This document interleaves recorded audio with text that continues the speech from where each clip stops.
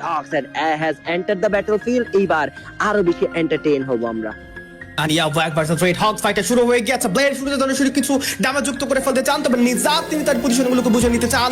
ব্ল্যাকদেরকে আমরা ডোমিনেট করে সেই মোমেন্টটুকু উপভোগ করতে যাই। বাংলাদেশি অডিয়েন্স আরো একটা ইনসাইড ব্যাটল দেখার জন্য প্রস্তুত। তো আর আজকে সেই ডোমিনেশন আমরা দেখতে চাই। কুট্টুস তার পজিশনটা একবার দেখুন, টিম থেকে খানিকটা দূরে অবস্থান করছে, তবে ব্ল্যাক তারা জানেন কি করে আর এইচকের মতো টিমকে থামিয়ে দিতে হয়। শুরুতে যেন শুরুকে দেখতে পেয়েছি গ্রেনেড থ্রো করে খুচরো ড্যামেজ পেতে যাচ্ছেন বাম পাশ থেকে। অলরেডি কুট্টুসকে স্পট করে ফেলা হয়েছে। ক্লোজ ইন্টার করবেন, তবে কুট্টুস তার জায়গাগুলোকে বারবার পরিবর্তন করে খেলাটাকে যেন ঘুরিয়ে ফিরে নিচ্ছেন, তবে খেলাটাকে ঘুরিয়ে ফিরে নিলেও আমরা সেই হেড টু হেড ব্যাটল দেখতে চাই। তবে গোল গোল রানি বিল লাইন দা পানি এরকম একটা সিনারিও, আর এইচকে ফাইটে কেউ যেন এই ফাইটটা অ্যাভয়েড করবে আর কোনোভাবে এই ফাইটটা ইনিশিয়েট করতে চাচ্ছে না। তবে এখনো সেখানে নিজাত বেঁচে রয়েছেন, থাকবেন একেবারেই নাকের টকাতে। শুরুতেই যেন নেরুকে ব্যবহার করে খানিকটা প্রেশার দেওয়ার চেষ্টা করে ফেলা হয়েছে, তবে ম্যান পরের দিক থেকে নজর রাখতে হবে।